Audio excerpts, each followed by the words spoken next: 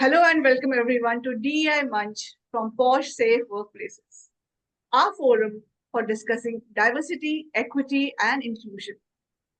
As July is Disability Pride Month, we are excited to focus on navigating disability inclusion. I am Pallavi Sankhe, and I'm happy to be in conversation with two esteemed guests who have made significant contributions to this field. First, let me introduce Dr. Kavita Pandey. Dr. Pandey is a gold medalist from the University of Mumbai and currently serves as a placement officer at Alkesh Dinesh Modi Institute for Financial and Management Studies, University of Mumbai. She is a renowned disability researcher who focuses on leveraging the skills of people with disabilities to enhance workplace inclusion. We also have with us Anubha Singhal, an architect and universal design professional. Anubha is the co-founder and director at Enable Me Access Association and is deeply passionate about accessibility. Her experiences with physical disability have profoundly influenced her commitment to creating inclusive environments that cater everyone's needs. So welcome Dr. Kavita and Anubha. My Thank, first question, yeah, thank you, Pallavi. thank you. Thank you for being here. My first question is for you, Dr. Kavita. So here goes. What strategies can companies use to better support disabled employees in the workplace? Okay, I think Pallavi, first and foremost, thank you so much for taking this wonderful initiative. I think this is one of the best platform where we can talk about and take this rare opportunity to talk in a little detailed way about person with disabilities. So before I list out some successful strategies which I come across during my study, let me state the facts with some definition of its relevance and challenges. So as per United Nations Disability Inclusion Strategy 2019, the term disability inclusion refers to meaningful participation of persons with disabilities in all their diversity. And again, if you see the World Bank report 2013, it is a well stated fact which says that around 1 billion people, nearly 15% of the world population, experience some form of disability and they experience adverse socio-economic outcomes than PWDs, such as less education, worse health outcomes, less employment, and higher poverty rates. If you see in India, as per 2011 census, 2.21% of the populations are PWDs. And as per ILO report 2011, it is further stated that 73.6% of the PWDs in India are still outside the labor force. Thanks to RPWD Act 2016 and many other good initiatives which has been taken in terms of Accessible India, Startup India, Skill India, and many others, many of the companies are now talking about DEI and inclusion of PWDs in their workplace.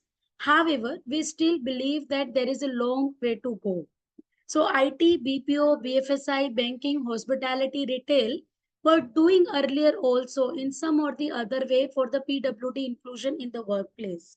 But today, many of the other industries as well, like advertising, manufacturing, and many other industries are also believe that they should be into the main workplace.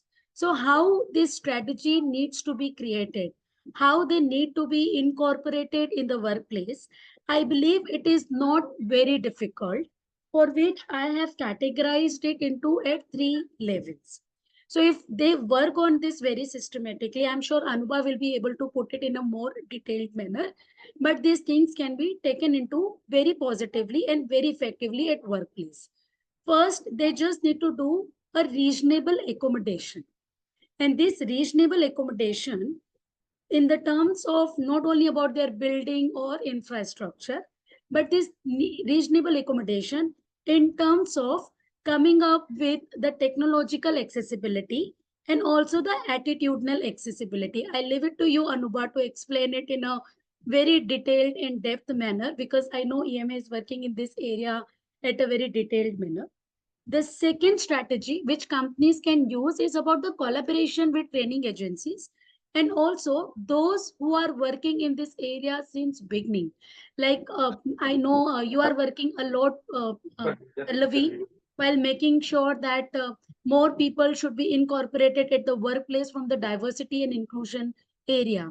So parallelly, the company should actually try to look for the experts organizations, training and placement agencies who are in the process of the complete transition of person with disabilities, not only for building a skill, but also providing the right talent to the company as per the requirement of the organization. The third very important, it's about enabling and empowering.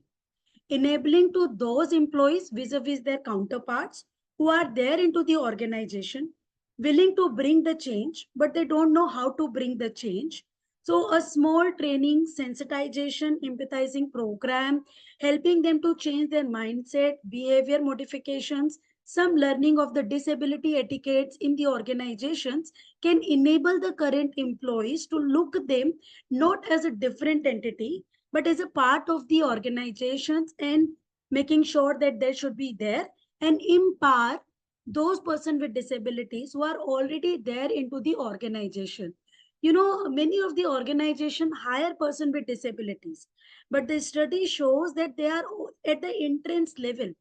The company have no defined career path or a designed career path, and sometimes they come up with their own mindset while saying that maybe person with disability is not willing to move ahead in their career because of their so of multiple factors. Or second, the top leadership doesn't have the proper designed career path or the thinking process for that. So if they empower with some diversity champions within their own organizations who are doing wonders, and they are coming breaking the unconscious bias and breaking their mindset in a proper way, so definitely the organization will not only benefit, but the nation and the person with disability also benefit immensely. Pallavi, over to you. Wonderful. I mean, that was a wonderful answer.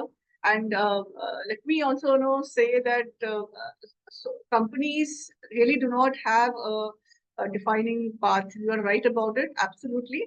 And yes, they do hire people at only entry levels, but then there are so many talented disabled people who are just waiting to be given one chance. That's it. Yeah, to prove themselves. You're absolutely right. Now, over to you, Anubha. Uh, I would like to ask you, like, how have your personal experiences of living with a physical disability influenced your work on accessibility and inclusion? Okay. Thank you so much, Pallavi. And I feel this is a really great platform to also have audience educate about the accessibility and inclusion. So definitely the first most thing is that to have inclusion in the society, we really need to have an inclusive and accessible built environment. So that's a foremost thing, because myself as a person with physical disability and having so many friends and colleagues who have different functional disabilities, I feel the first barrier is that we are all stuck at home because the infrastructure, the whole multi-sectoral, I would say, infrastructure is not comfortable for us to step out of our houses even. So if you just talk about the public transportation, or just even before that, when you just step out of your house, even your society at times is not that accessible. You don't have a parking spot which allows you to park your car near to a lift space. And then getting into a public transport, if you don't have your own vehicle, is another challenge. So I'm just talking in perspectives of different types of users, which also include people with blindness, and in fact people with the different conditions, whether be it low vision or a person using a wheelchair or a crutch, or even an elderly person, I would say. So all of us face some challenges in the infrastructure at present, considering the Indian scenario. But I am very glad that there's a shift slowly that is happening, where we are thinking broadly on having different users accommodate the space, and as even Kavita mentioned about reasonable accommodations. So all of this stands to be a key aspect when we talk about inclusion. And talking about my personal experiences now, I would say that I was not born with a disability, but I acquired it later during my bachelor's in architecture. And that was the time where I was studying architecture and also was being diagnosed with a condition which is progressive in nature. So I felt like I was in a sort of a different perspective that time. I did not know what disability is and even what accessibility and inclusion is. So and this topic was never taught to me in my architecture, or even I didn't even heard it anywhere. I was born and brought up in Delhi, so I can surely say I never heard of anything like that those times. So slowly I got to understand and how even come to a idea that yes, accessibility and disability is something which is we are getting disabled because of the inaccessibility in the environment. It's not just our condition itself. So I then stopped feeling pity about, okay, this is my problem, but it is the whole society's problem. So slowly, when I went on to studying more and more and looking at the solutions part, and enable me access as a solution provider to inaccessibility. So when we started working on it, I could really feel that inclusion is not that difficult, and definitely providing an infrastructure which encompasses all the different users is something that is a responsibility of many stakeholders, including architects at foremost place.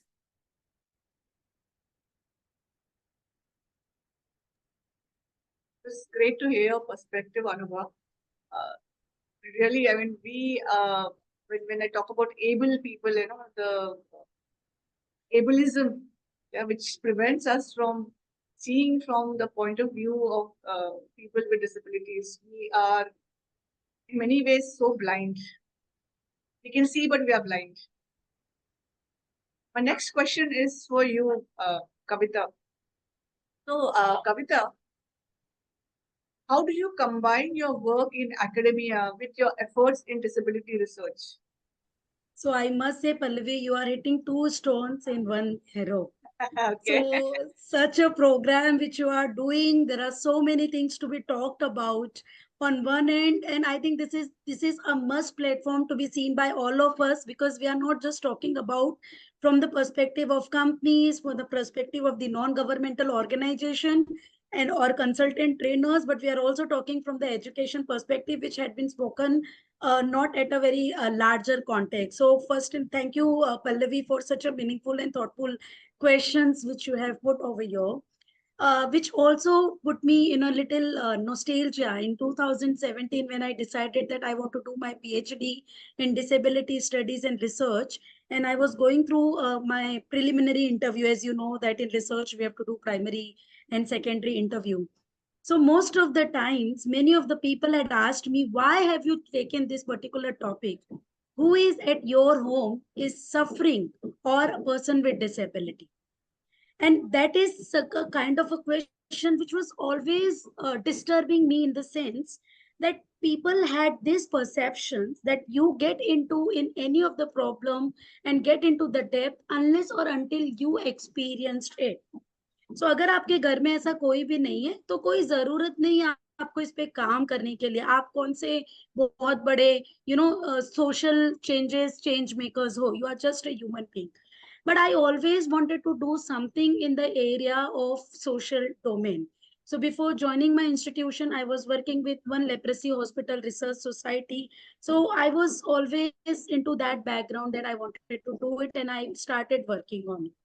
One more thing which make all of us little more disturbing, as I talked about the survey and statistics. So we academicians always fall in love when something comes with statistics. So I gave you ILO and others, but I also would like to talk about All India Survey of Higher Education report of 2021-22, which mentioned that there are 88,748 PWD students enrolled in higher education, and If we go little depth to understand the enrollment from Maharashtra, then it is observed that only 8,171 PWD students enrolled in higher education. So here you can see the number of children are going to higher education is very less and minimum. So here the role of people like us directly comes in. So what I do in this area, definitely after my PhD, after getting my PhD from University of Mumbai, I have never stopped myself. So theoretically, I understood the cause. Then practically, I just got an opportunity to connect with multiple organizations and getting into the ground reality, how basically it is happening. And then my students, I'm into placements. So channelizing students' energy, giving them understanding of this particular area is a little becomes more kind of a responsibility to me. So I have become a direct advocate while talking about person with disabilities with whatever realm I have. And my continuous exploring through my research, through my interactions, and through the people around me who keeps on coming while interacting and talking to me. So majorly what I am working in the higher education domain to make sure that somewhere the perspective of my teacher colleague should get aligned.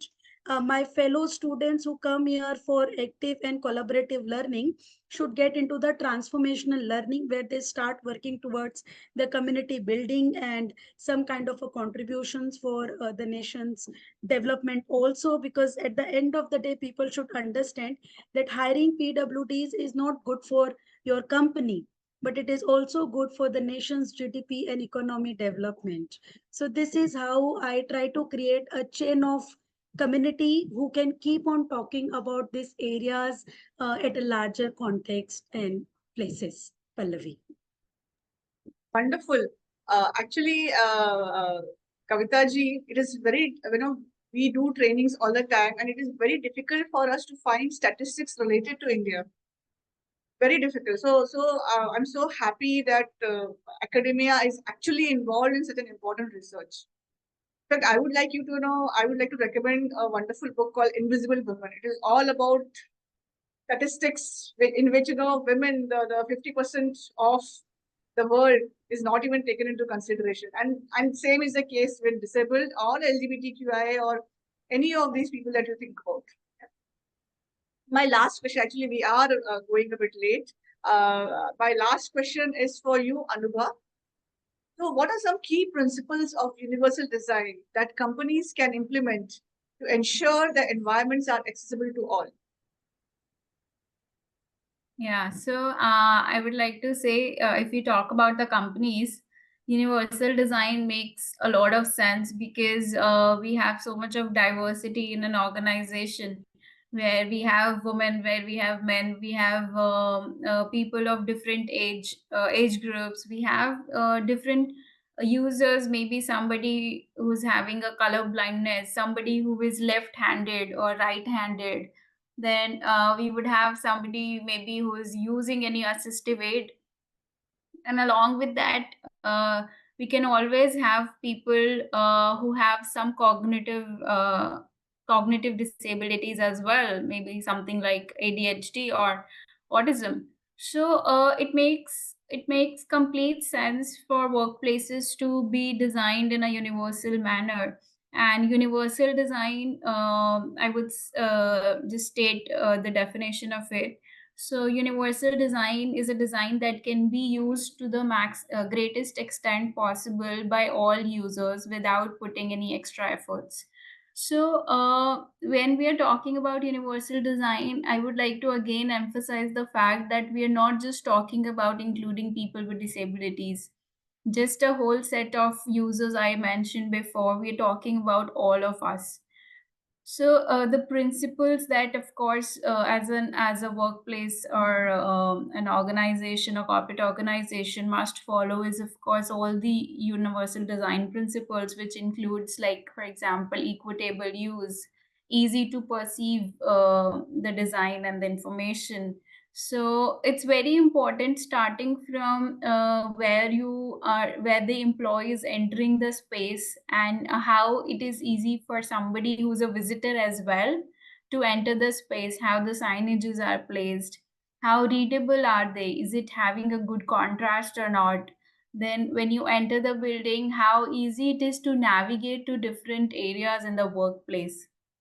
Also, if there's a person who is using any assistive aid, how comfortable the environment is there an accessible toilet or not. And of course, even just providing this facility does not mean that we have come to using universal design principles, but also it extends to the maintenance and operation of these features that we incorporate in our built environment.